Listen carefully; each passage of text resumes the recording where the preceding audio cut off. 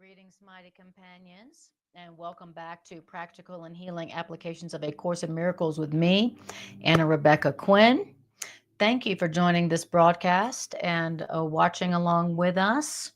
And if you're here for the first time, we are going to be talking about A Course in Miracles. I'm a Course in Miracles facilitator. I'm a Course in Miracles student and teacher. And I have been teaching A Course in Miracles and learning A Course in Miracles for around 40 years now. It is my passion, my joy, and it's something that I want to learn. So it's something that I must teach. So I teach A Course in Miracles so that I can learn it.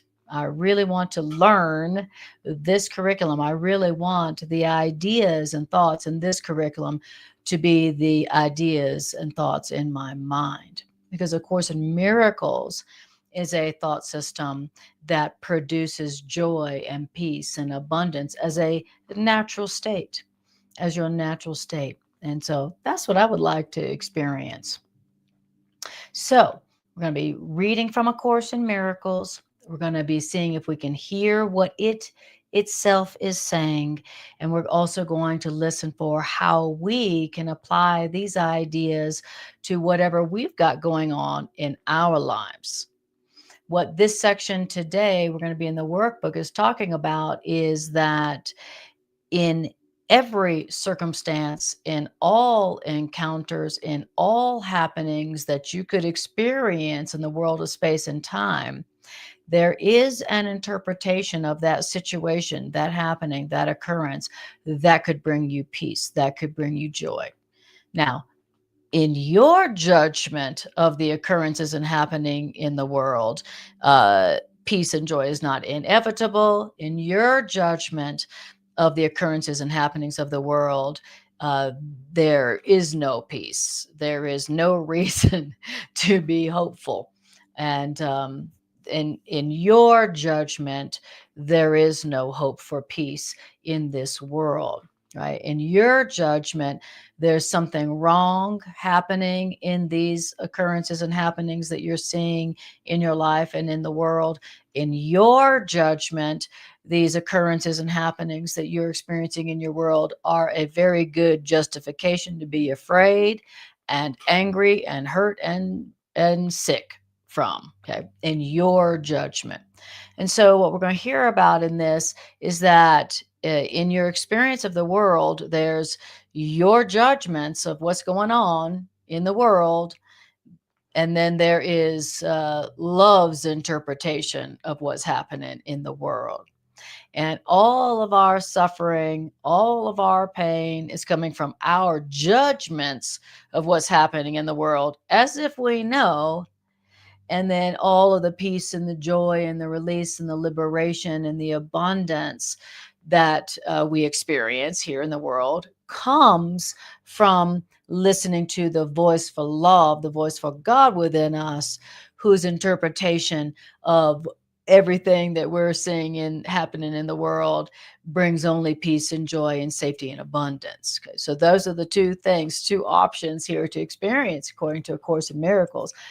Our judgments of what's going on, what it means, and then the interpretation of the voice of love. Okay, and all suffering comes from from our judgment, and all peace and joy and abundance comes from the interpretation of the voice for love within us. So this is a section where it's going to tell us first about the truth about our judgments, all the things that we think are true, that we are declaring and defending as the only truth.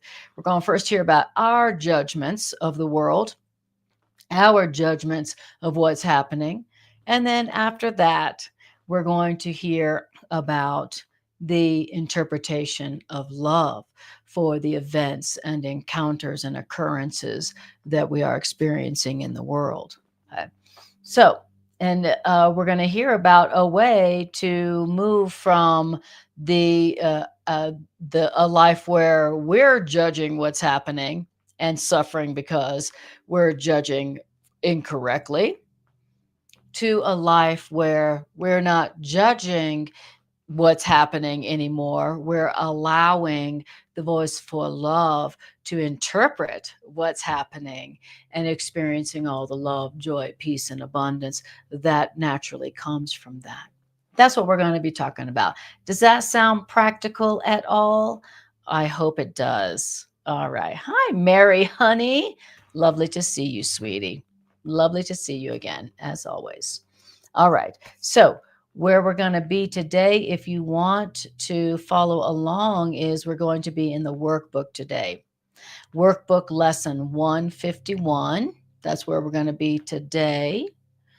And also, if you wouldn't mind liking, sharing, and subscribing, then that will help the algorithm to perceive that this material is useful, is desired, and then it will send this broadcast out to more. So if you wouldn't mind helping the algorithm to recognize this and send it out to more folks, that's great, and I appreciate that very much. And so again, where we're going to be, if you want to follow along, is we're going to be in the workbook. So the Course in Miracles is a curriculum, and as a curriculum, Course in Miracles is comprised of three parts of this curriculum: the text, the workbook for students, 365 daily lessons, and the teacher's manual. So it's a curriculum, it's a manual. And the Course in Miracles describes itself as a manual, a form of the universal curriculum. It says it's just one version, one form of the universal curriculum, right? Just one version. There's lots of forms of this universal curriculum that says there is no sin and you are innocent and only love is real. And the Course in Miracles is just one of those forms or versions of the universal curriculum. And the Course in Miracles tells us at the beginning of this curriculum, it's a required course. Everybody's got to take it at some point. And all we have to decide in that matter is when we decide to take the universal curriculum that teaches us that there is no sin, that we are as innocent as we were created, there is no sin, and that only love is real, and that all else, all of our unloving errors, they're just errors, they're not sins, and they deserve to be corrected by love. All of our errors are, and they deserve to be corrected by love. Okay. That's what the universal curriculum that everybody has to take at some point, that's what it says. So that's what A Course in Miracles is. All right. So here we go. It says, all things are echoes of the voice for God. Okay, that's the lesson title. No one can judge on partial evidence, period.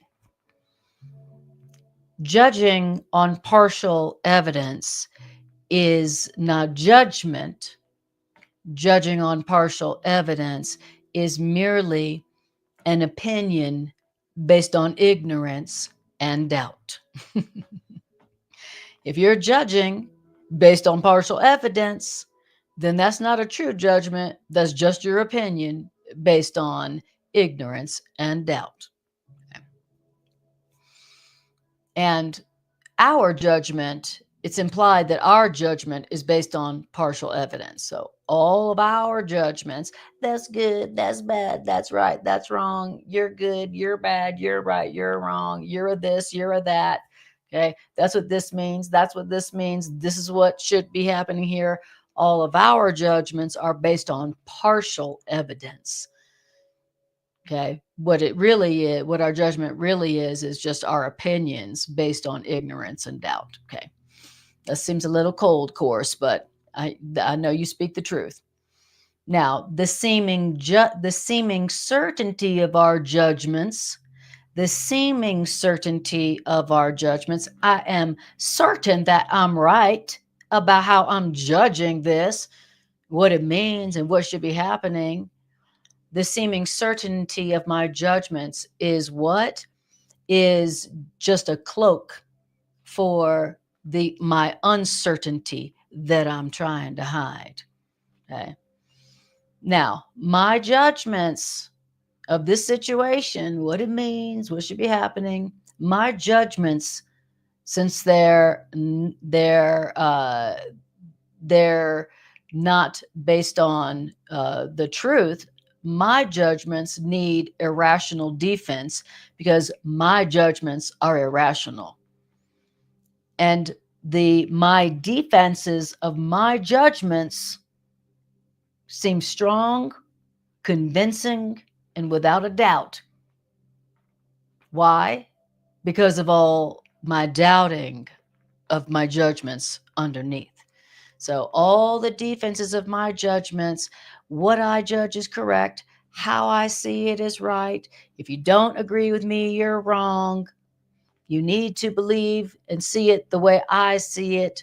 All my judgments are right and without beyond doubt. Says I have very strong and convincing defenses of all my judgments. And the reason why my defenses of my judgments are so strong and seem so convincing is really because underneath it all, even I don't believe, even I don't have certainty that my judgments are accurate. So the more I don't fully trust that my judgments are accurate, the more vociferously I defend my judgments, the more seemingly strongly I defend my judgments, and the more convincing I am about the truth of my judgments. So that whole thing that methinks thou dost protest too much, right? So those who doubt what they're saying they believe are those who are shouting it from the rooftops and who seem to have no doubt about the truth of their judgments. Okay. Wow. So that's the truth about our judgments. So what is it that you are vociferously judging and asking other people to believe your judgments and to not question them? So apparently, when it's our judgment, we don't question it. We're like, this is the way it is. This is the only way it could be. And if you don't believe like me, and if you don't judge it like I do, then you're wrong. You're a liar. You're a fool, and you're a sinner to boot. Okay. That is us. That's how we defend our judgments, which aren't really accurate. And so we're making up for our uncertainty about the accuracy of the judgments we've made by screaming them with convincing strength from the rooftops and telling people, if you don't see it like we do, you're wrong, you're a fool, and you're guilty. Okay, that's the nature of our judgments. Now, and then in paragraph 2, it says, you do not seem to doubt the world you see.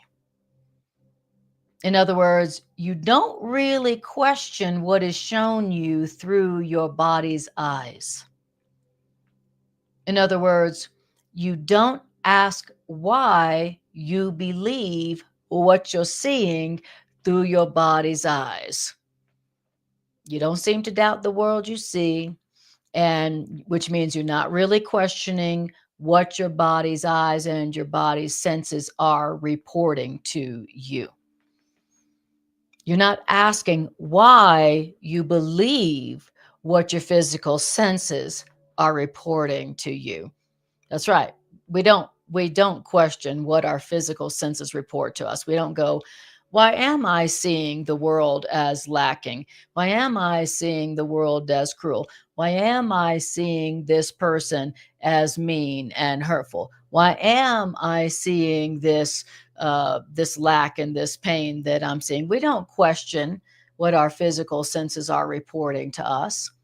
We figure whatever our physical senses are reporting to us, that's the truth. That's the fact. That's the way it is. And we're not questioning, we're not asking why we believe what our physical senses are reporting to us. And if we're not asking why we believe what our physical senses are reporting to us, even though we have learned a long while since that our senses do deceive. We have all learned about how our senses do deceive. You know, how many times has it happened when you thought you knew all the so called facts of the matter when really you were wrong? And would you even know how many times this has occurred? So we're not questioning what our physical senses are showing us. And what does it say? It says we are not questioning what is shown to us through our body's eyes. And that we believe our physical senses to the last detail, which our physical senses report, is even stranger when you pause to recollect how frequently your physical senses have been faulty witnesses indeed. Why would you trust your physical senses so implicitly? Why? But because of your underlying doubt, which you would hide with show of certainty. Wow. You know, maybe it's hard for you to see how, like, oh, I'm not sure how my physical senses have deceived us. But think about this. How many times have you been in a relationship and somebody's physical senses reported to them something about you that wasn't true? But they never questioned that, and they believed what their physical senses were telling them to the last detail, when that's not at all what you said or what you did or what you meant or even what really happened. Right. So it's easy to see how often that happens with other people relative to you. It's easy to see how many times their physical senses lied to them about what they were perceiving and reporting about you. But that's exactly what our physical senses are doing with us. They are deceiving us, our physical senses, what our eyes see, what our ears hear, what our fingers touch. They are deceiving us all the time, but we don't know it. We just believe what our physical senses tell us to the last detail, even though we've learned a long time ago how deceiving our physical senses can be. We all are familiar with that phrase, seeing is believing. You see what you want to see. Now, we've all heard that and we all somewhat believe that, but we haven't accepted that to be true because we haven't been questioning what it is that our physical senses are reporting to us. We haven't been asking why we are seeing what our physical senses. Why is it that my physical senses are reporting to me? You know, are my physical senses just telling me or reporting to me the way reality is? Or are my physical senses reporting to me what I want to believe, the judgments I want to be true? Okay. All right. And the more that I don't, and the more doubt I have about the truth of my judgments, the more I am going to the more I'm going to hide my uncertainty with a show of strength, a show of conviction in my judgments, right? Okay. So the one who's up there, you know, telling people this is the only way it is, this is the way it is, this is the only truth. And if you don't believe it, you're a damn fool and you're guilty. Then what you're seeing is somebody who's got a lot of judgments, but underneath their show of certainty and their conviction, they're not really sure if the way they're judging it is accurate. Okay. They're not really sure if the way they're judging that person or those people is actually the truth about that person. All right. You can see this a lot of times in politics. Okay. That was paragraph 2. All right. So we're talking about our judgments, and our judgments being based on what our physical senses are reporting to us. And then it says in paragraph 3, how can you judge? How can you judge accurately what's really going on and what this really means? How can you judge it accurately? Your judgment rests upon the witness that your physical senses are offering you, yet witnesses never falser were than your physical senses. So we're judging on our physical senses, but there never has been any faultier witnesses than our physical senses. But yet that's what we're judging upon. What does it mean to say we're judging everything based on our physical senses? We're letting our physical senses tell us what we're seeing means, what's going on there, what should be done, what it means, what it's for, etc., even though we don't really know the truth about it. And we're hiding the fact that we don't really know what it means, and we don't really know what is happening. We're hiding the fact that we don't really know, that we're really actually uncertain. We're hiding that we don't really know what it means with our seeming conviction and also our seeming show of certainty. Okay. Wow. Now, when you're not judging, then you don't need to defend your judgment. When you're not judging, then you can say things like, I don't know what it means, or I wonder what this means. Hey, let me ask a mind that's smarter than me. Let me ask a mind that's more loving and smarter than me. I don't know what it means. I don't know what's really going on. I don't really know, And so let me ask. That's the opposite of judging, making a judgment based on your physical senses, and then defending your judgments with a show of certainty. Okay. So he says, how can you judge? How can you judge? Your judgments rest upon the witness that your senses offer you, yet witnesses never falser were than your physical senses. But how else do you judge the world you see? How do you judge the world you see? Through your physical senses, through what your senses tell you. How do we know? Because you place pathetic faith in what your eyes and ears report. You think your fingers touch reality and your fingers close upon the truth. This is awareness which you understand, the physical senses. And the physical senses is the awareness that you think is more real than what is witnessed to by the eternal voice of God itself. Wow.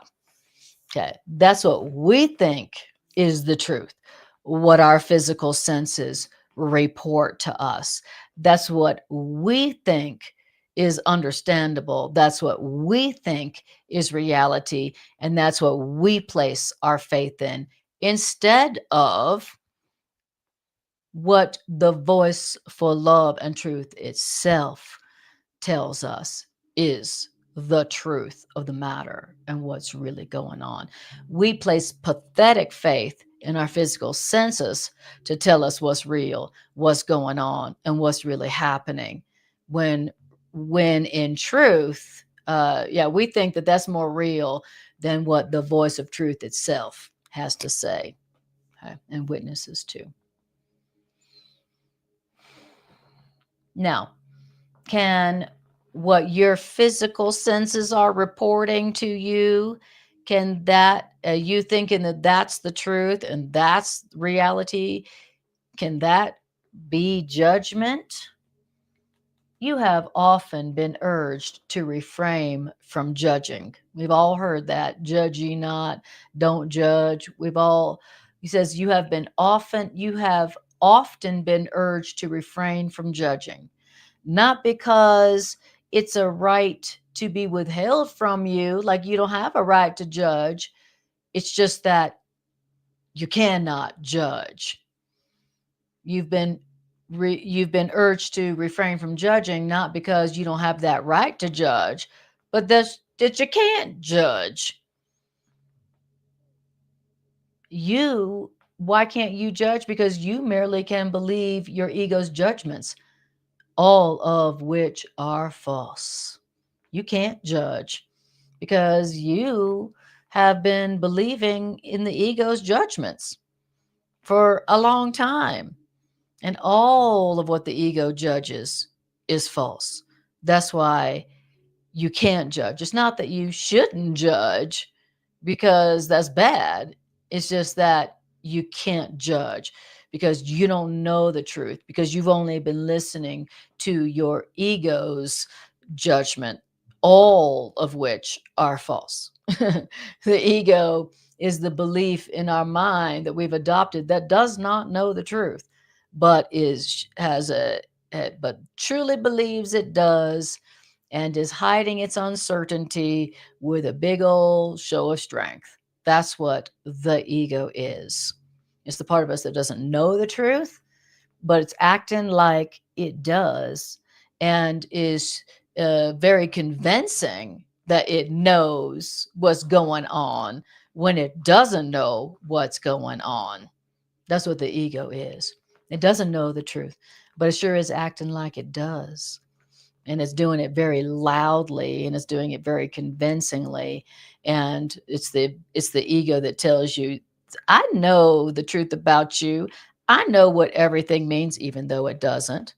And it's the part of you that's saying, and if you don't see it, if you don't agree with me about the way it is, then you are a liar, a fool, and you're guilty to boot. That's what the ego believes. And that's why you cannot judge. It's not that you shouldn't judge, you just can't, because you're listening to the voice that doesn't know the truth, called the ego. Now, then it says, the ego guides your physical senses very carefully. Okay. Your ego is the Lord of your physical senses, which means the ego is guiding your physical senses very carefully. Why? To what end? Your ego is guiding your physical senses very carefully to show you and to prove to you how weak you are, how helpless you are, and how afraid and how apprehensive of very fair punishment you are. And the ego is always guiding your physical senses to prove to you how black with sin you are. And also, the ego is guiding your physical senses to prove to you how wretched you are in your guilt. Wow. So if you are feeling any of those feelings, wretched in your guilt, black with sin, deserving of punishment, afraid and helpless and weak, if you are feeling any of those feelings, you can be darn sure that your ego has been guiding your physical senses very carefully to prove that to you. So if that's what you are feeling, then that is what you, that's not you're not perceiving reality.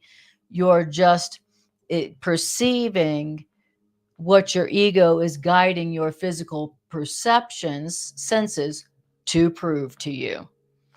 Because it's never true that you who are created by love, by God. You cannot be weak. You cannot be deserving of fair punishment. You cannot be black with sin or wretched in your guilt. And so, anytime you are experiencing that, you are being lied to, your physical senses are being manipulated to show you by your ego, to prove to you that you are weak, that you are helpless, that you deserve fair punishment, that you are black with sin, and that you are wretched in your guilt, honey. Okay. That is what the ego does. Now, that's not judgment. That's not you judging accurately. That's not the ego judging accurately. That's just the ego wanting to manipulate your physical senses to prove that you are what you're not. The ego is just trying to prove to you that you are actually what the ego is. All those things that we just said, that the ego is trying to prove you are weak, helpless, deserving of just punishment, wretched with sin, and black with sin, and wretched with guilt. Those are all what the ego is. That's what the ego is. The ego is a belief system of sin and guilt and blackness and weakness and punishment and helplessness. That's what the ego is the belief system that that's real, that's what you are, that's all you deserve. That's what the ego is. And so when it's guiding your physical senses to show you what seems to be going on, that is not what's really going on. That's just what the ego wants you to see, because it proves what the ego wants you to believe, which is you are guilty. And it's not because you are, it's just because that's what the ego is. The ego is the projection. The ego is always projecting onto us what it is. The ego is a belief in sin and guilt. And so the ego says to us, you are guilty. You are sinful. You are wretched with guilt. You are black with sin. You are weak. You are helpless. Okay. And if we are believing what our ego is guiding our physical senses to prove to us, then we are going to feel all those things. We're going to feel weak. We're going to feel helpless. We're going to feel guilty. We're going to feel ashamed. We're going to feel helpless. We're going to feel powerless. And we're going to feel angry, and we're going to feel scared. But that doesn't mean that that's reality. That doesn't mean that's really what's happening. That doesn't mean that's the truth of you or the truth of what's going on. That doesn't mean that's the truth of the situation. Okay. The ego is like, see what's going on in this situation right here? That's proof that you are weak, you guilty, and you're helpless, and you're hopeless, and you deserve to suffer. Okay.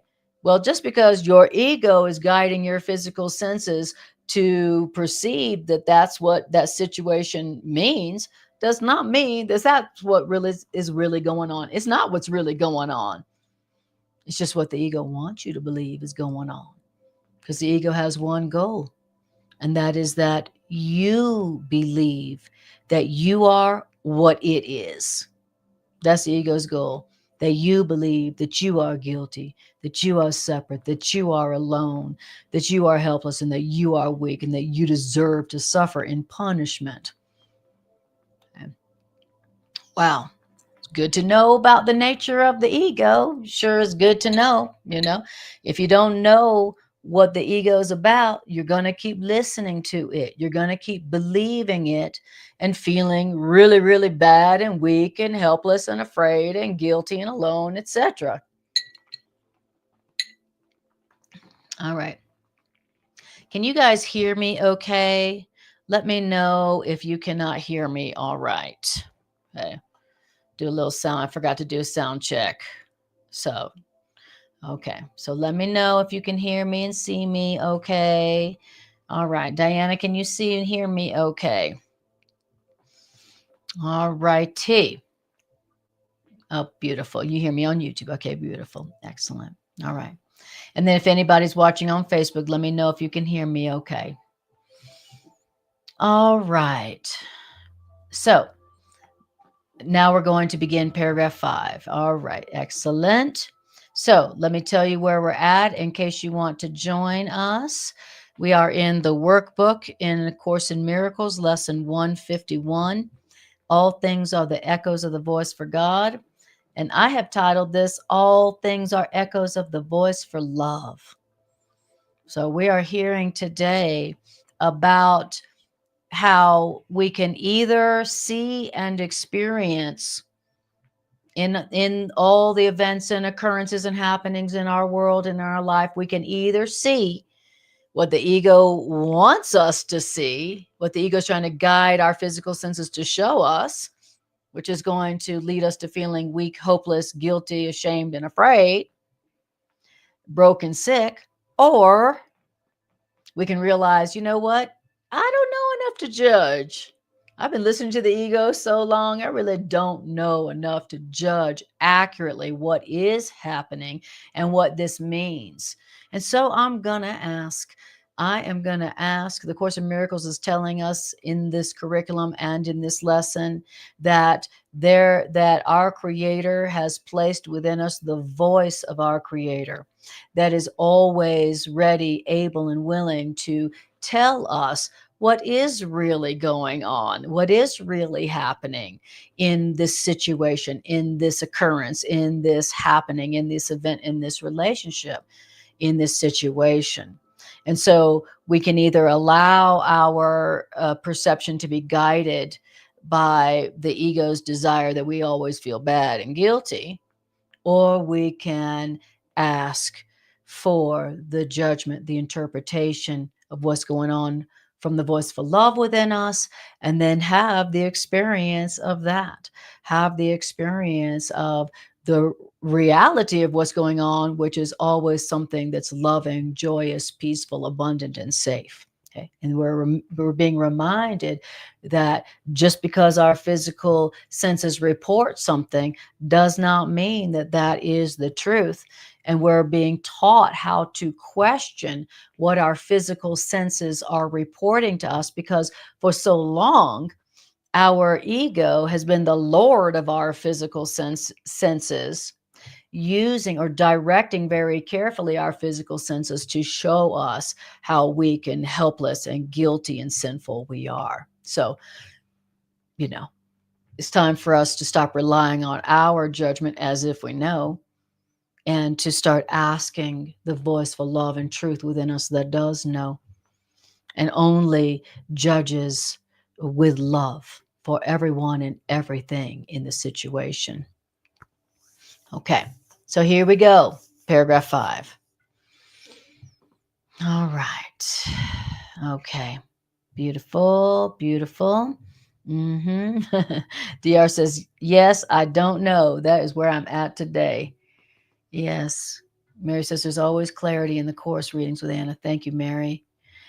And Diana says, I am going through the temptation to feel guilty today because I'm doing my 4th step inventory in 12 steps. Okay, gotcha. Perfect timing, Diana. Exactly. Yes. So today, Diana, your ego is trying to guide your physical senses very carefully to prove to you how guilty you are for whatever mistakes you made related to your recovery process. Okay.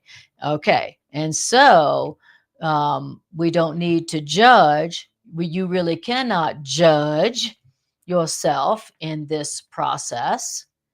You can't judge accurately, but you can ask for the interpretation of what's happening and what it all means from the voice for God, the voice for love within you, and experience only the peace and the joy and the innocence that comes from love's interpretation, the voice for love's interpretation within you. Beautiful. I love it. And Diana says, but I remember I'm giving all that to Holy Spirit to have corrected so I don't have to feel like an evil woman. An evil worm. Thank you. Mary says, I've been in AA forever. Keep it simple because you can do it again. All right, you guys. Beautiful, beautiful. You're hearing what the course is laying down here. All right. So here we go. Paragraph 5. Okay. All right. So, um, okay. So this thing that is helpless, weak, and guilty and sinful and deserving of punishment, this thing that the ego speaks of and would yet defend, the ego tells you is yourself.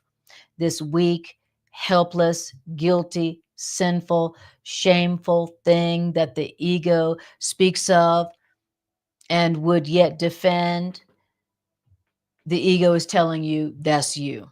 Okay, that's what the ego is defending.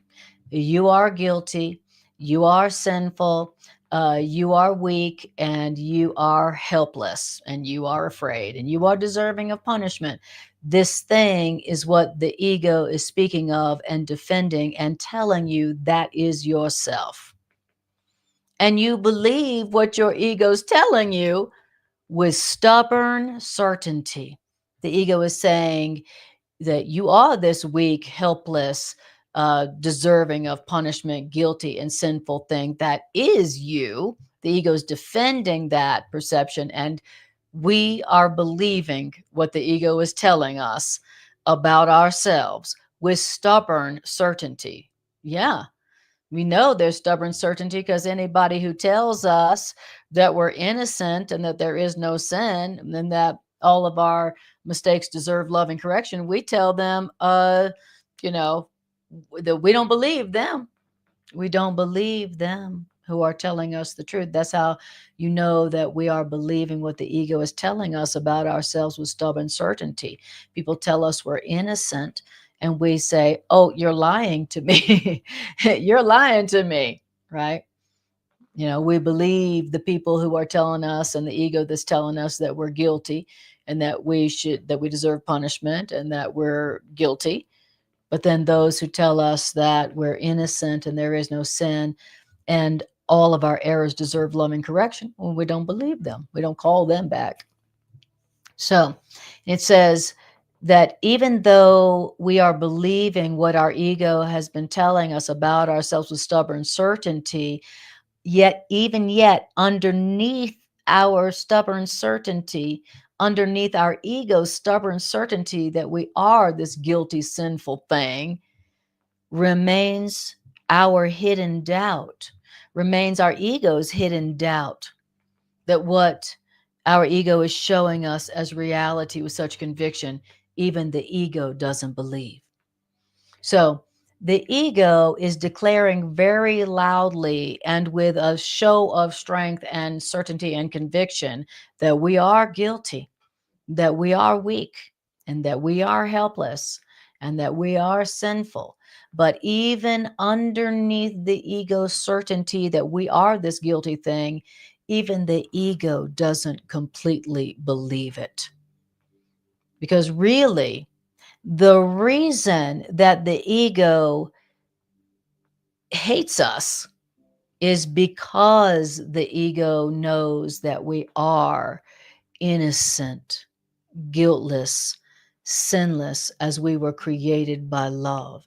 Yes, we can be mistaken, but mistakes can be corrected. So the ego is attacking us, not because we really are this guilty, helpless, weak thing. The ego is attacking us because it really knows that we are innocent, that we are the innocent creations of God, and that we can't be guilty. That's why the ego hates us.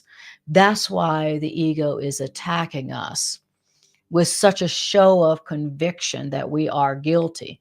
Because underneath the ego's conviction that we are guilty, the ego realizes that we are guiltless and sinless. And that's why it's offended. That's why it hates us. That's why it's angry. Okay. Everybody take a breath. Well, I've been wondering, why is it that my ego is so vicious? Why is it that my ego is so determined that I feel bad about myself? This is why. Okay. So that's what the ego is. It's a belief. It's a self-concept that we learned about ourselves, that we accepted in our past, that tells us that we are weak, we are guilty, we are sinful, and we deserve punishment, not love and correction. It's the belief system, the self-concept that we adopted, that believes that we are guilty and that we deserve punishment for our mistakes instead of a loving correction. That's what the ego is. It's a belief about ourselves that we adopted and believed a long time ago. That's what it is. It's a belief system and a self-concept that does not know the truth about who we are, innocent children of God, and believes that we are guilty and believes that we deserve punishment. And it's determined it's determined that we believe that lie about ourselves. That's what the ego is. It's a voice for lies within us. And just like we have a voice for lies within us, we also have the voice for truth within us. And that's what we're going to be hearing about and as this section goes on. So we're hearing about what our lying voice within us, our lying self-concept believes and is telling us and is convinced is true. And then we're also going to be hearing about what the voice for the truth about us that is also within us interprets us, how it interprets us to be, and how it interprets everything in the world. All right. Thank you, Diana, for that super sticker. I really appreciate that. Thank you so much. All right. Okay. So as loudly as the ego is telling you, and with such strong conviction, the ego is telling you that you are guilty, there's something wrong with you, it doesn't really believe that completely. Underneath its show of conviction and certainty, the ego knows that you are the child of God, and and so you remain as God created you. The ego knows underneath all its show of certainty that you are the guiltless child of God, and that's why the ego is so offended by you. That's why the ego hates us, the children of God. The ego is the enemy of the children of God. God created us to be what God itself is, only love. And the ego is the enemy to God and what God created and how God created all life to be. The ego is like, no, that's not reality. That's not the truth. The ego is the enemy of God. Now, it's not like God is offended or hindered in any way, shape, or form. Yes, the ego is an attack on God, but God is not affected. God is not offended at all. The offense is never to God, right? The ego is attacking God, and the ego is always attacking the children of God, the creations of God, but God is unaffected. God doesn't attack back. God isn't attacking back because God doesn't need to attack. God doesn't need to do a show of certainty because God knows the truth. Only what's not true has to loudly proclaim that it is true and the only truth. Whenever you hear something proclaiming loudly and angrily, this is the truth, that this is the only truth, and anyone who doesn't believe this truth, they're a damn fool and a liar. You're hearing somebody who doesn't really know the truth. They think they do, but they don't. Okay? And the more ignorant they are on the matter, the more loudly they proclaim to know the truth and the only truth. And the more loudly they denounce others who don't believe this truth. Okay. That's their show of certainty. That's their overcompensation for the fact that they don't really know the truth. Now, when you know the truth, you don't have to shout it from the rooftops. When you know the truth and you know it's the truth, you don't have to force anybody else to see it the way you see it. You don't have to cut people down who don't see it the way you see it. People who know the truth, they are quiet. They're not defensive for their ideas. They're not having to attack other people who don't believe what they believe. Okay.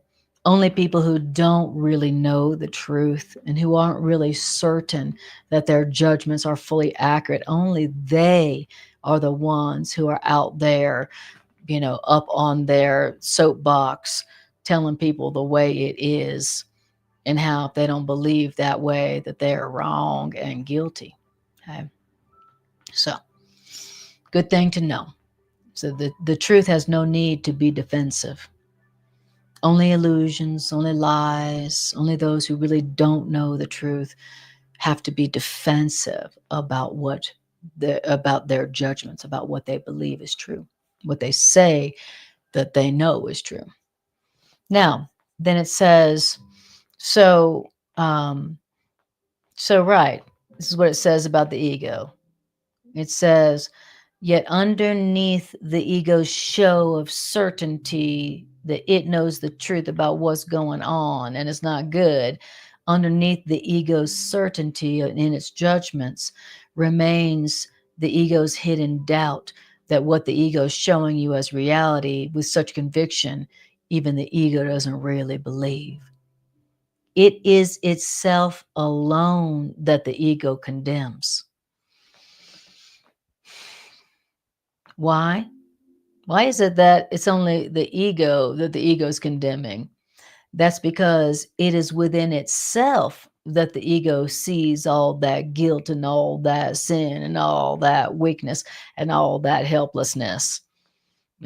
All the sin and weakness and helplessness and guilt that the ego says is you is how the ego sees itself, because that is what the ego is. It is a belief in sin and guilt and weakness and helplessness. So everything the ego is saying about you is what the ego perceives about itself. So the ego is only condemning itself, right? Because the ego is only seeing its own guilt in you. It is the ego's own despair that the ego sees in you. So every time you hear that voice in you that's telling you that you're weak, that you're helpless, that you're guilty, that you're sinful, that you deserve punishment instead of love and correction, you are hearing your ego's voice. Okay. And what you're hearing is about what the ego is itself. Whatever the ego is, that's what it's always telling you you are. The ego doesn't say, I feel weak. I feel helpless.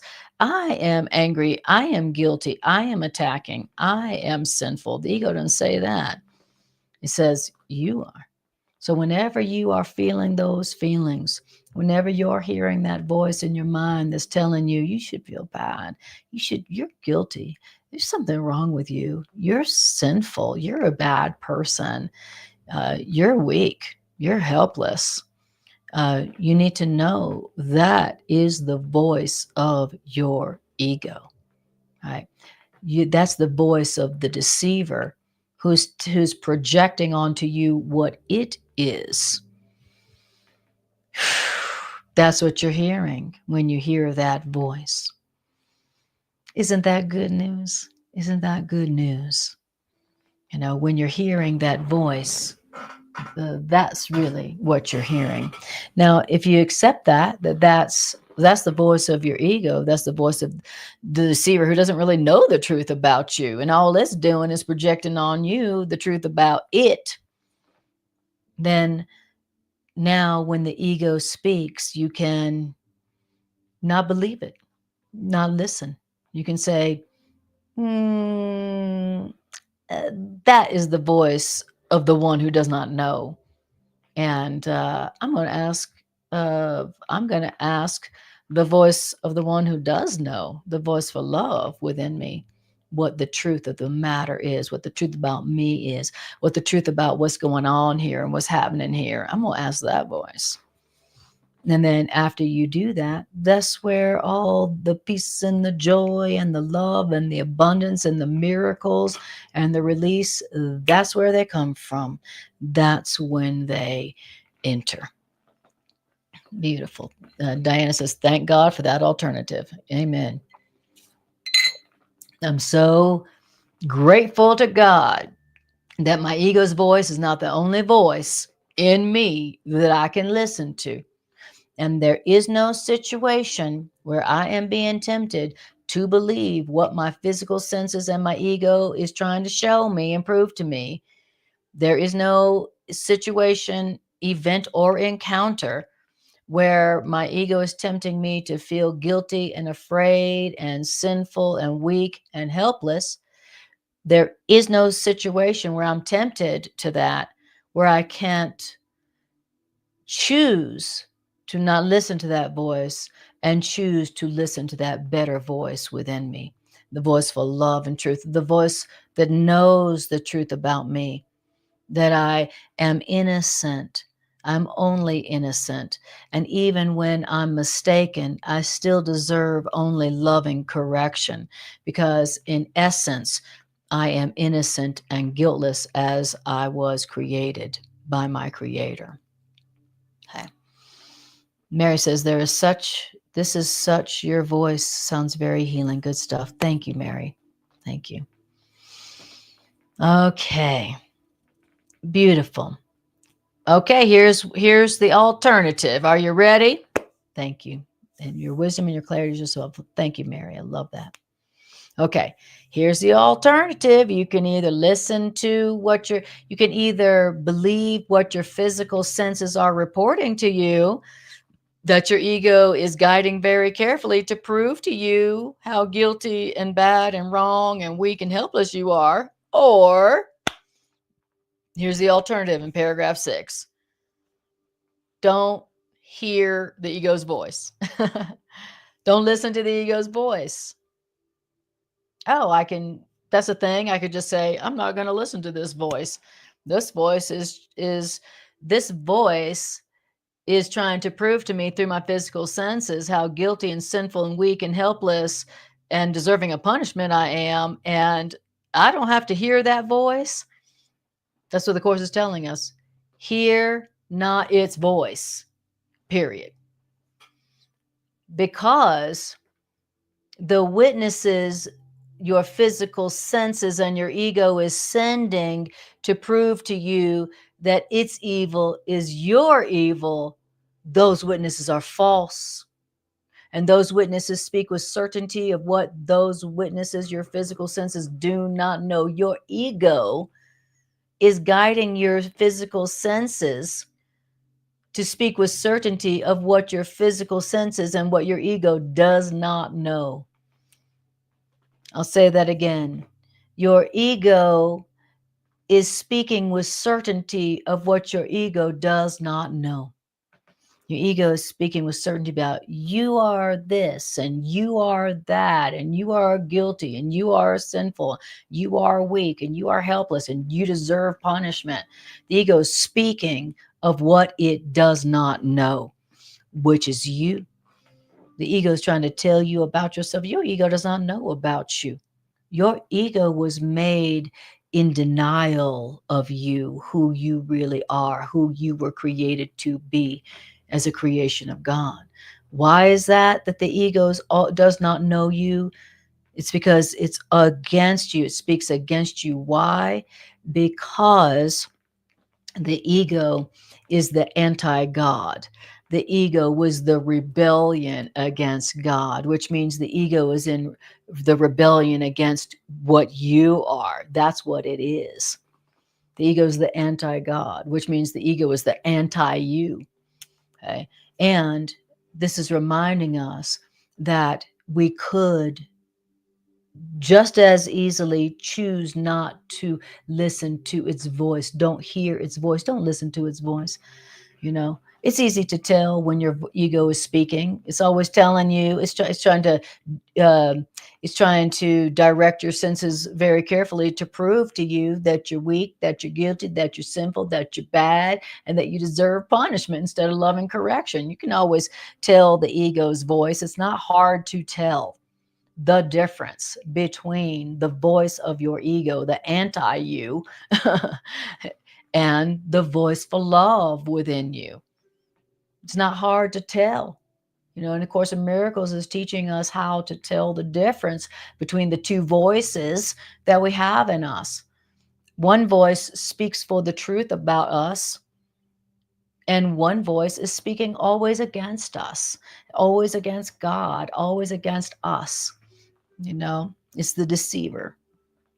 It's the anti you. It's the anti God voice. And we all know it. It's mean. It's always wanting us to feel bad and feel guilty. And the voice for love in us, the voice for God in us is always reminding us, you're innocent.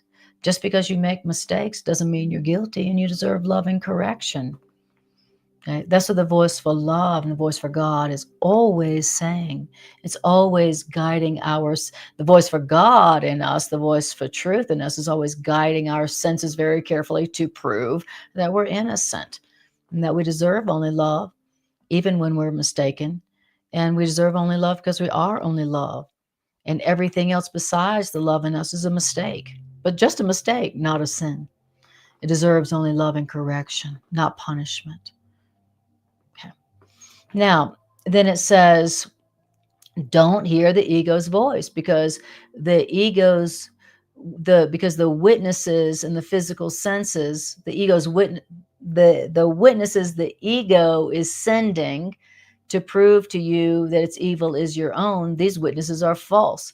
And these witnesses the ego sends speak with certainty of what the ego does not know. And your faith in your physical senses, your faith in what the ego is trying to guide your physical senses to prove to you, your faith in your physical senses is blind. And why is it that our faith in our physical senses is blind? Why is it that we believe what our ego reports to the last detail, even though we've learned a long time ago that our physical senses deceive us? Why is that we believe our physical senses to the last detail? It's because we don't want to share the doubts that the Lord of our physical senses, the ego, cannot completely vanquish. It's because we believe that to doubt the ego's vassals, our physical senses, we believe that to doubt the ego's vassals, our physical senses, is to doubt ourself. That's what we believe. And that's why we believe what our physical senses and our ego reports to the last detail. Because we believe that to doubt our physical senses is to doubt ourselves. We believe that to doubt that what our physical senses are reporting is true is to doubt ourselves. That's what we believe. And that's why we believe what our physical senses and our ego reports to the last detail, even though never falser witness was than our physical senses, which are being guided by our ego to prove how weak and helpless and guilty and sinful we are. So here we are. Again, we're being taught how to question what our physical senses are showing us, realizing that our ego is guiding our physical senses very carefully to show us and prove to us how weak and guilty and sinful we are. So we're learning how to doubt what our physical witnesses are showing us. So if we're seeing something, oh my goodness, this situation, my eyes are telling me this is bad. My ears are telling me this means I'm guilty. My touch is telling me that loss is real. My eyes are telling me that I'm guilty. Now we're learning how to go, maybe that is not the only, maybe my physical senses are deceiving me. Maybe there's some other interpretation of this situation besides I'm guilty and sinful and weak and helpless. Right? We're learning through A Course in Miracles how to question what our physical senses are reporting to us, especially if they're reporting to us anything that proves to us that we're weak, guilty, sinful, and helpless. Okay. So he says that's why we believe our physical senses to the last detail, because we believe that to doubt the ego's vassals, our physical senses, is to doubt ourselves. Yet we must learn to doubt the evidence of our physical senses will help us to recognize ourselves. We must learn to doubt that our physical senses can really report to us who we are. We must learn to doubt that our physical senses, what they report, can show us who we really are. We've got to doubt that. Your physical senses cannot report to you who you are.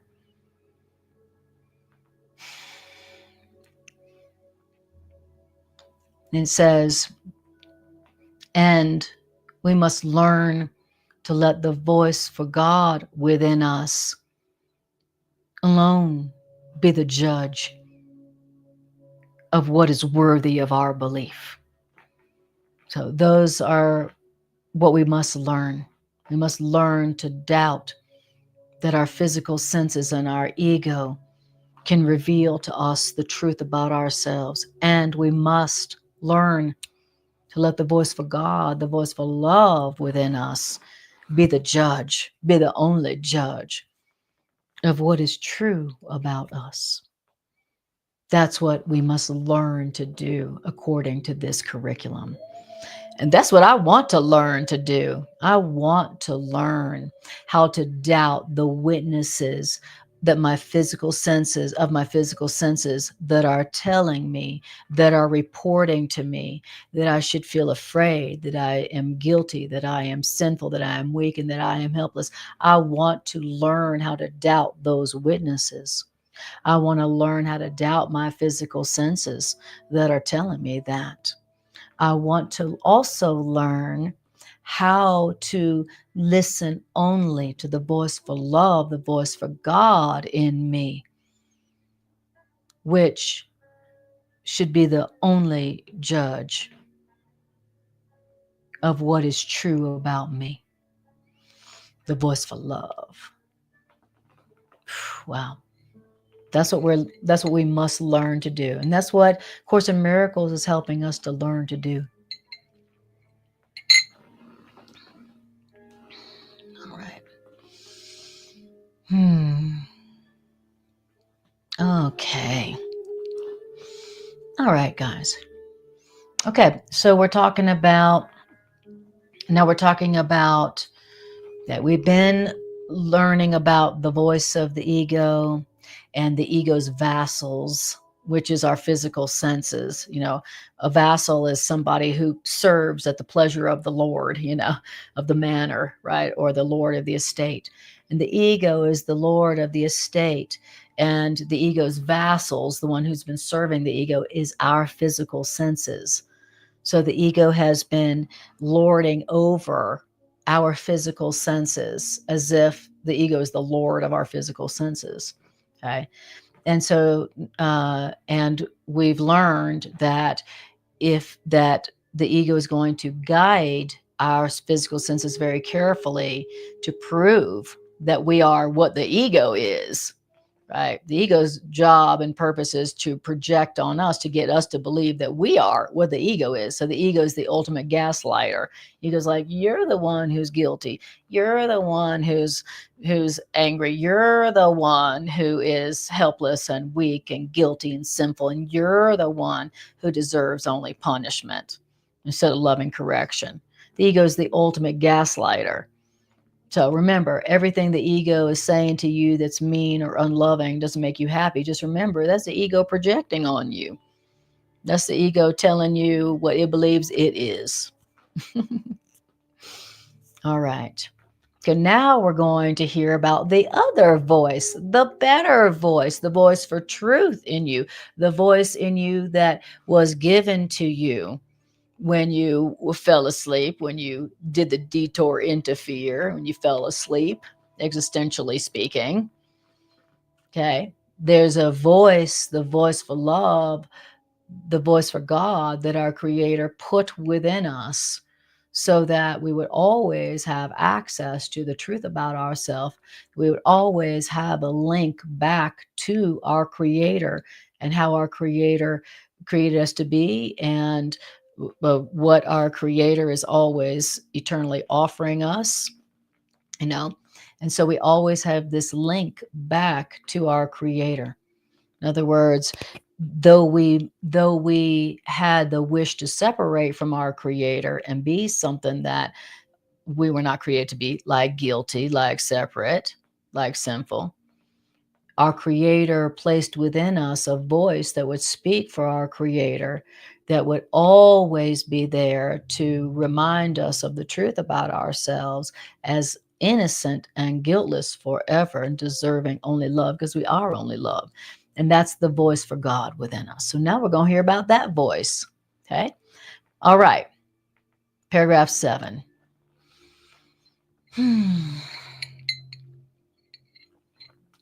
Okay.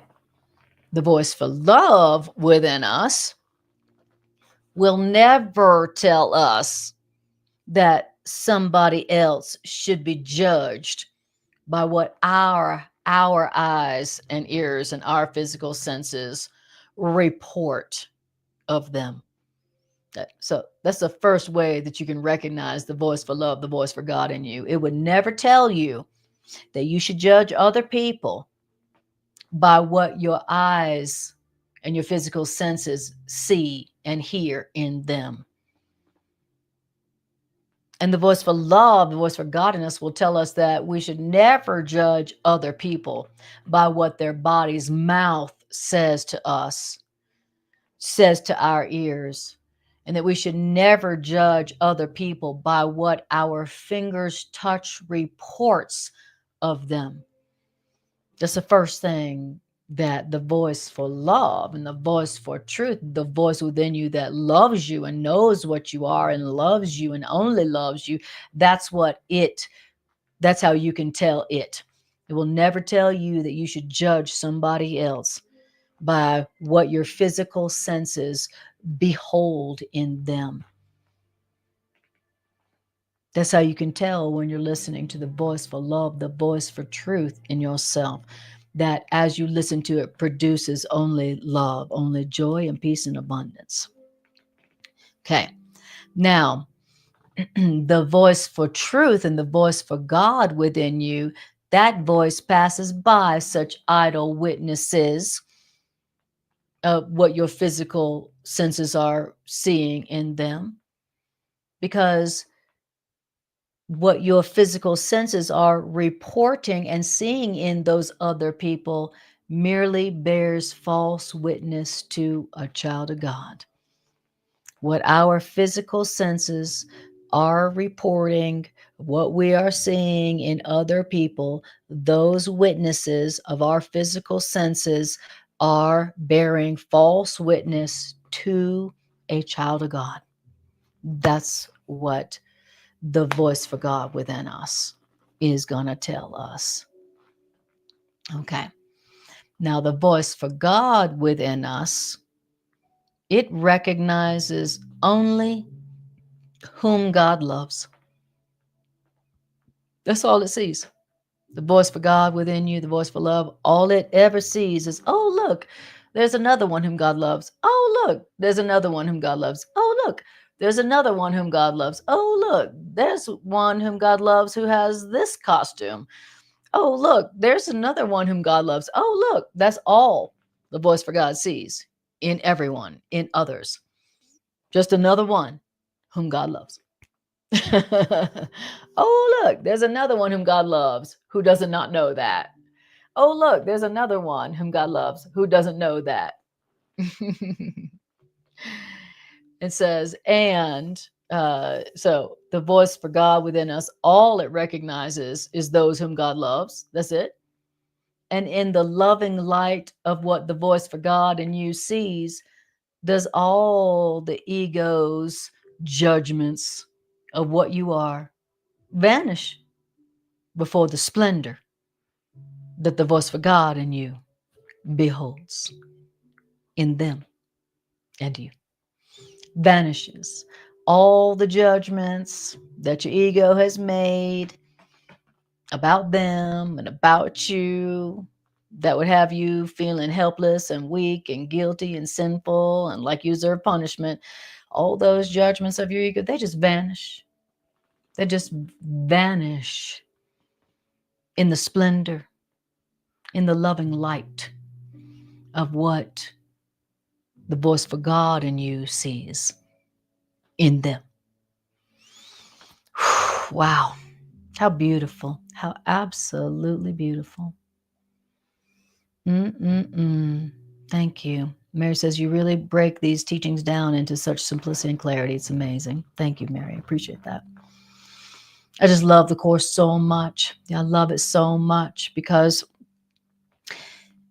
it's exactly, it does exactly what it says. You know, as you allow the voice for God in you to tell you the truth about what it sees, as you allow yourself to see others the way the voice for love within you sees others, you are going to experience such splendor.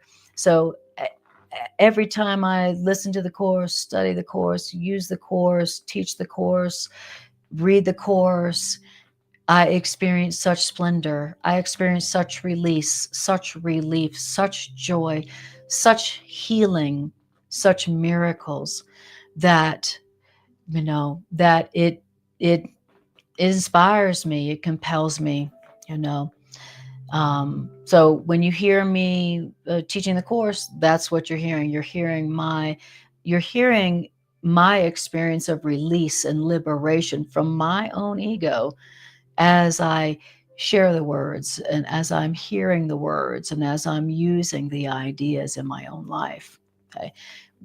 That's what you're seeing. That's what you're hearing. You're hearing my conviction in these ideas to do what they say, what they do. You're hearing my conviction that these ideas are true. All right. Okay, beautiful. We're really cooking now. We're in paragraph 8. Okay, so given that the only thing the voice for God in you sees is whom God loves, that's all it sees. And since the voice for God in you, since the voice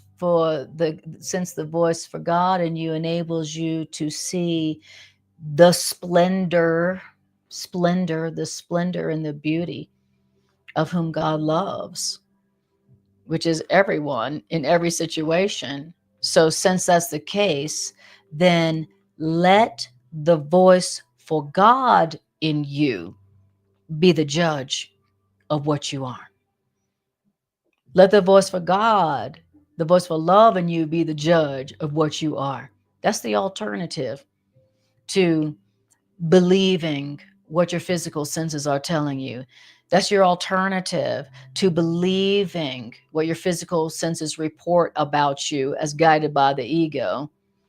This is your alternative to that. Your alternative to believing what your ego is trying to prove to you through your physical senses, that you're weak and that you're helpless and that you're guilty and you deserve punishment. This is the alternative to that. Don't listen to the voice of the ego. Listen only to the voice for God in you, and let the voice for love in you be the judge of what you are.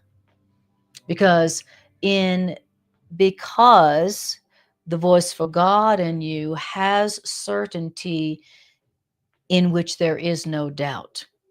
Because the certainty of the voice of God in you about you is so great that no doubt about what you are that any doubt about what you are is meaningless before what the voice for God in you knows. Okay. So let the voice for God in you be the judge of what you are. So when you're seeing your ego's judgment of you, and you're seeing your ego's judgment of you when you feel weak and helpless and guilty and ashamed and sinful and deserving of punishment. When you have been listening to the voice of the ego and seeing what it wants you to see to prove that, then remember, there is a better voice in me. There is another voice in me. It's called the voice for God, the voice for love, and it knows the truth about me. And so I'm going to listen only to that so that I can experience the splendor that I will be seeing as I see others the way that the voice for God sees them. You are going to see such splendor. So beautiful. And it says, the voice for God in you can only honor others. The voice for God in you, all it does is rejoices in other people's everlasting sinlessness and in your own. That's all it does. It celebrates, it rejoices in the everlasting sinlessness of you and them and the splendor of it, of their innocence, of your innocence, of their beauty, your beauty.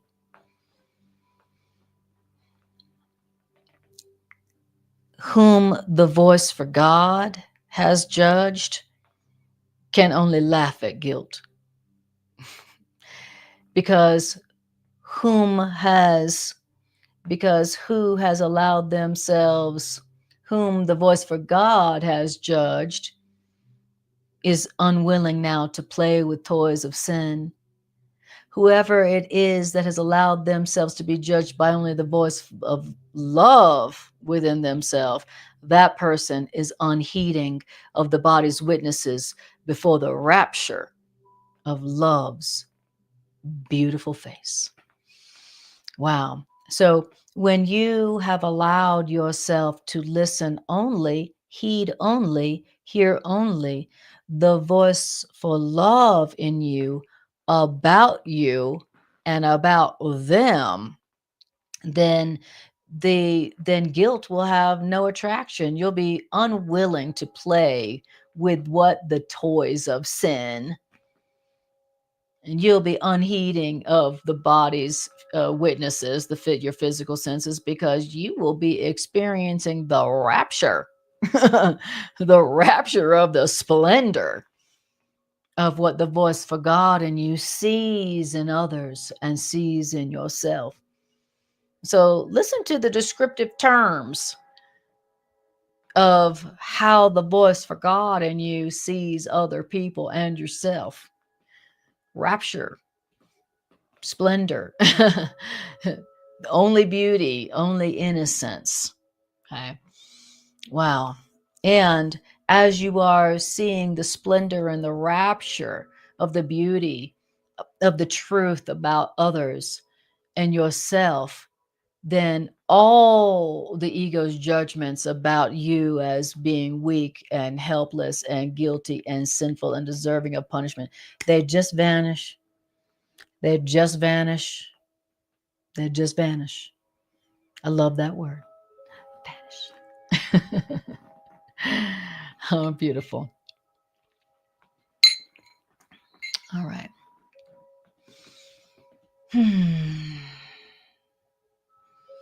All right, you guys. I'm just going to put up there the email, the address of my new website, where you can so many things. Go check my website out. What's there on my website for those who become members, and it doesn't cost anything to become members, is I've been reading the course to beautiful music, just reading the course from page 1 and just moving forward to beautiful music. You can access those readings and just hear the course read to you by somebody who loves the course and who's been reading the course for 40 years. You can find out the schedule for my classes. You can see all my writings, all my current writings now. I just are go into my website. So if you find that you can hear the voice for love coming through me and that's helpful, you can find my blog there on my website where I'm just putting up all my writings these days. So, all right. Beautiful. And also, oh yeah, and then a new series on my website is called Ask Anna Anything. So I'm just receiving questions from my members who become a member to my website, which doesn't cost anything, and taking their questions and just answering them in a video form, and that's available on my website as well. And if you would like to ask me anything, ask me anything. Can't offend me. Ask me if you would like to ask me anything, then become a member of my website, Divine Revolution ARQ, and send me a message and ask me what you would like me to speak on, to which is really just means to channel on. I did one today where a member sent me in a question, and I just went within. I brought that question to my own higher self, the voice for God within me, and asked it the question, and I listened, and then I heard, and then I spoke it in the video form. So that's what I'm going to be doing. So if there's anything that you've ever wanted to ask a 40-year teacher and student of A Course in Miracles, or that you wanted to ask a holistic psychotherapist, then here's your chance to ask me anything. I dare you. All right. So here we go. Oh, look, we're almost.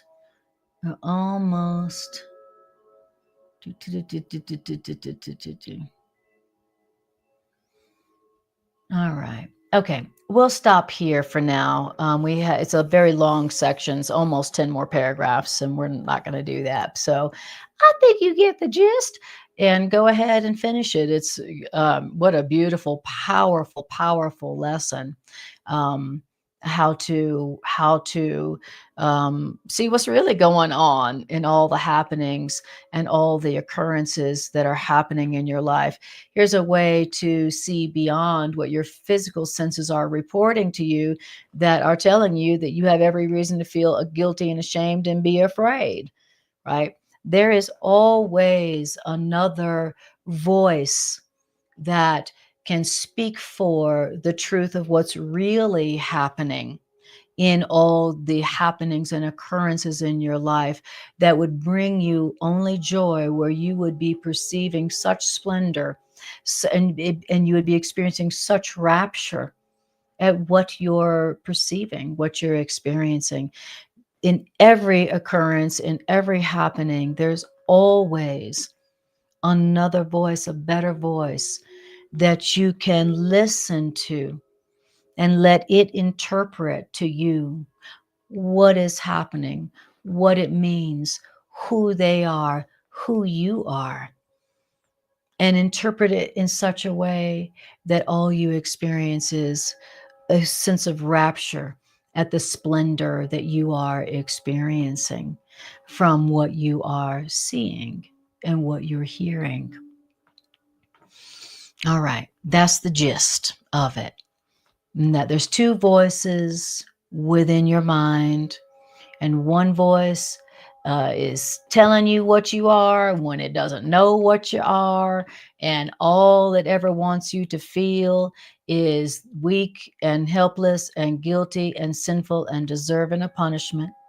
And the other voice is the voice for love within you, the voice for God within you, the voice for the one who knows what you are as a perfect, guiltless, sinless creation of love, who cannot be guilty, cannot be sinful, but can allow their mistakes to be corrected lovingly by love if they want to. And that we are learning through A Course in Miracles how to listen only to one voice. Okay. That is what we are learning through A Course in Miracles, that it is possible to only listen to that one voice, the voice of love, the voice of truth within you that knows the loving, rapturous truth about you, that it's possible to listen to only one voice. Yes, it takes great effort and great willingness. Yes, it does, because we've all been brainwashed. We've all been programmed to believe whatever the ego tells us, whatever the ego guides our physical senses to show us. We have been taught to believe without question everything the ego wants us to believe, everything the ego's using its vassals, our physical senses, to show us, to prove to us that we're guilty, that we're evil, that we're weak and helpless. So we've been brainwashed with that for so long that we don't even question what our physical senses are showing us. But of course, in Miracles is teaching us how to question what our physical senses are showing us. It's teaching us how to do that. And it's reminding us of the great, great, great rewards that come to us as we go, okay, I hear I can tell the ego is guiding my physical senses to show me how guilty and helpless and sinful I am because of how I feel. And of course, it's reminding me I have another voice, a better voice I can listen to, and I can ask, what is the truth about me? What is the truth about me as a child of God?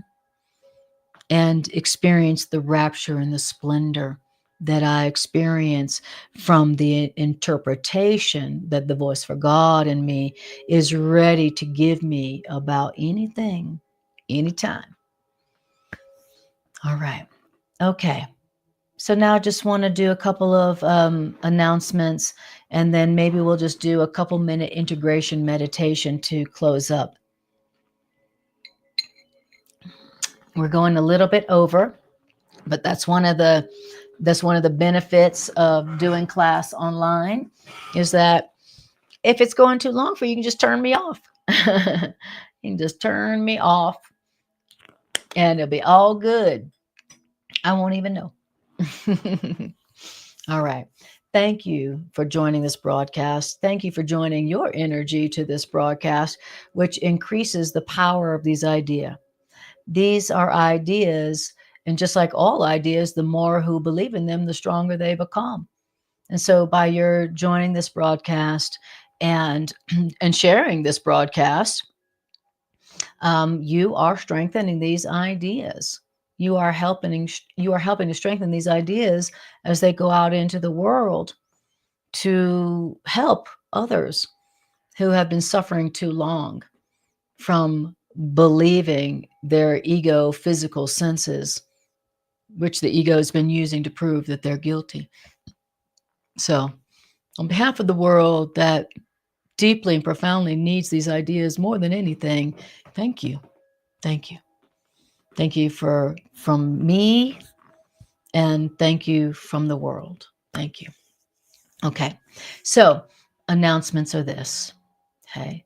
So soon, okay, so you guys watching on Facebook, soon I'm going to be broadcasting only from my new Facebook page, which is Anna Rebecca Quinn, Visionary Teacher, Teacher Healer Visionary. And so if you like following my class on Facebook and you have not gone over to my new Facebook page to follow it, then do so that when I start broadcasting only from there, you won't miss any of my classes if you like to watch from Facebook. Okay, so that's one thing. And then also, I mentioned before my new website. And so go check out my new website and see what's there and become a member so that we can have more interaction between us. And also, if you're looking to find out what my class schedule is, when I'm doing my monthly workshops, play shops with Dr. Carla, you can find out when those workshops are happening, when my classes are happening. If you'd like to make a donation, you can do that there. And thank you for that. And that's okay. So then another announcement is that, as I was mentioning, me and Dr. Carla do monthly Course in Miracles play shops at the Rocky Mountain Miracle Center. And we just did our last one last Saturday, and it's really amazing. It's such a blessing to connect with our Course in Miracles in this deep and loving and fun way. It's been so amazing co-creating this beautiful Course in Miracles community that we've been co-creating at the Rocky Mountain Miracle Center in Denver. So if you are in the area, if you're in Denver or going to be in Denver or you live in Denver, and you'd like to join us in one of our Course in Miracles play shops, first Saturday of every month, then come join us. And if you want to sign up for that, we do require RSVPs. So that anyway, so if you want to do that, go to my website, Divine Revolution ARQ, right here. Go to my website and you can reserve your spot through my website.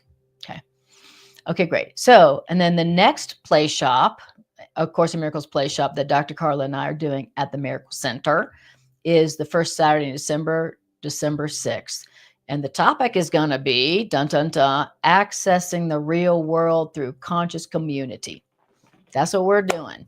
Accessing the real world through conscious community. That's exactly what I experienced last Saturday in our play shop. It was like, wow. Okay, we're like getting little hints of the real world. All right, we're moving toward the real world. The Course in Miracles tells us that the real world is entered 2 by 2, right? So we only enter the real world, God's world, as we join in holy purpose, which is purpose of healing together, learning together, learning the truth, about the loving truth about ourselves. So that's what's going on. And let's see, anything else? Oh yeah. And then Greg and I, see, to have a thing here. Okay, I guess I don't. Greg and I have moved our online Transforming Relationships Through A Course in Miracles to online and in person at the Rocky Mountain Miracle Center. So now it's every Sunday at 5:30 at the Rocky Mountain Miracle Center and online. So now it's Sundays 5:30 on my YouTube channel and my Facebook channel and in person. And Greg and I are experimenting with doing it in person at the Rocky Mountain Miracle Center. We'll see how it goes. If it's a class where people are attending and enjoying in person, then we'll keep doing it in person. But if not, then we'll just move it right on back online. So, but we've been having a great time. It's been a lot of fun.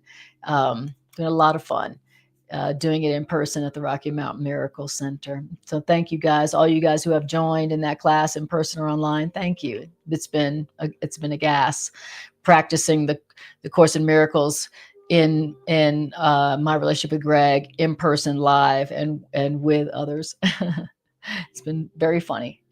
So, all right, guys. So now we're going to do our integration meditation,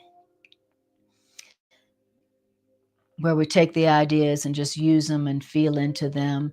So if you are able to, I want you to close your eyes and take a breath. And if you are able to hear this music, let me know. I'm just curious. It's a beautiful piece right here. I want you to close your eyes and take a breath. I want you to just feel how you feel right now, having heard these ideas from A Course in Miracles.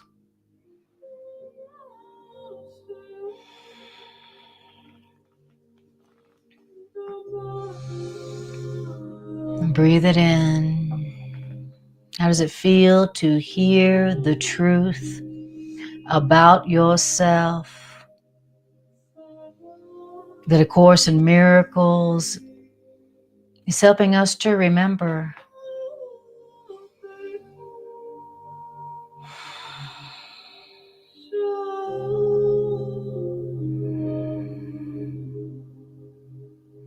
How does it feel to be reminded that there is another voice in you besides the voice of fear and guilt and shame? How does it feel to be reminded that there's another voice in you that knows the truth about you and only sees the loving, guiltless, sinless, lovely truth about you? And how does it feel to be reminded that this other voice in you, the voice for God in you, is able, ready, and willing to give you its interpretation of any situation, happening, or occurrence that does bring only peace and joy and abundance and safety into any and every situation? How's that feel to be reminded about that? And breathe it in.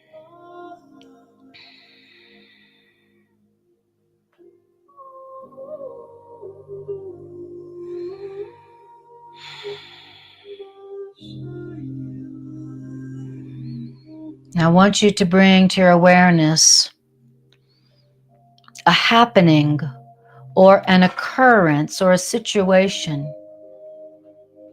where what your physical senses are reporting to you is filling you with terror and fear and guilt and shame.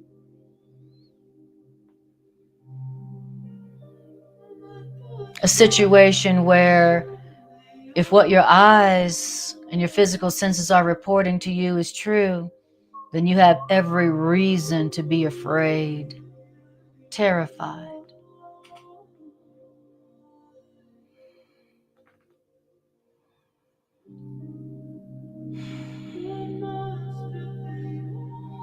Now I want you to now question what your physical senses are reporting to you and telling you in this situation. I want you to question. I want you to question your ego's perceptions. I want you to question what your physical senses are reporting to you in this situation.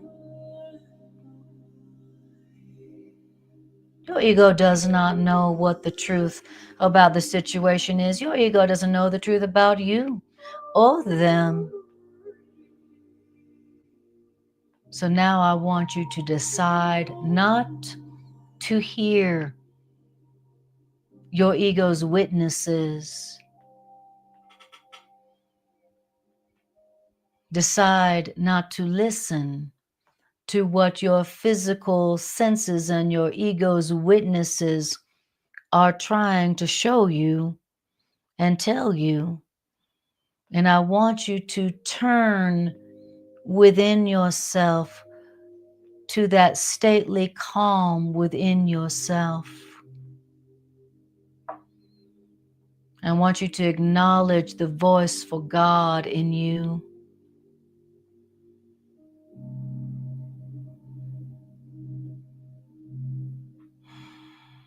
Call upon the voice for God in you.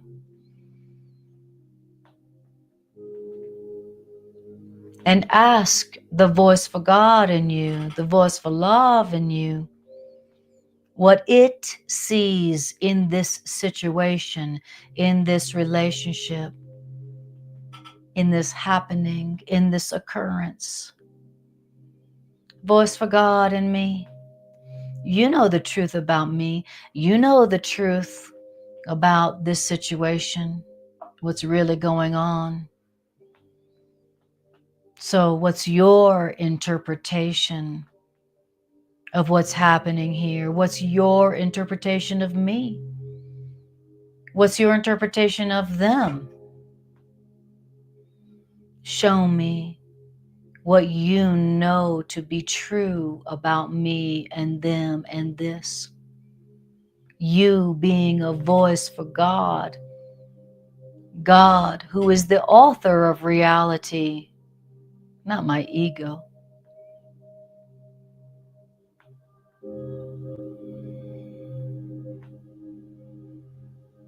What's really happening here? What's the real truth about me and them? Voice of God within me. Show me what you see in them. Show me what you see in this situation.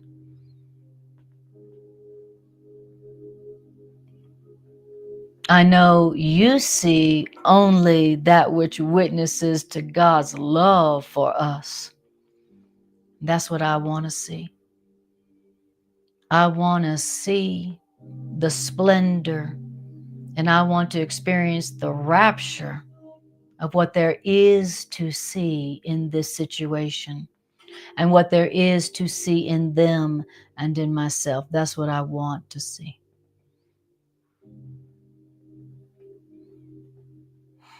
So speak to me, voice of truth in me, because I want to be at peace and to extend only peace into this situation. And thank you. And breathe, take a breath.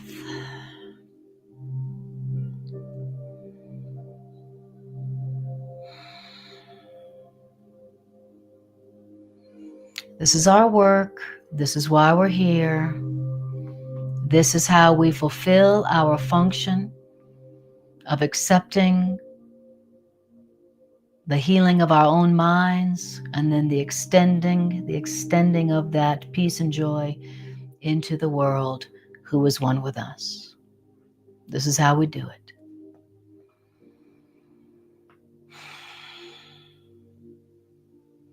And then when you're ready, open your eyes and take a breath. Thank you all for being here. Thank you for joining your will. Thank you for giving time and attention to these ideas and this class. I appreciate you being here. I appreciate you sharing this class in whatever way you choose to do that. I appreciate your support of this Miracles Ministry, and I appreciate you. And I will see you next time I see you. So happy to be you.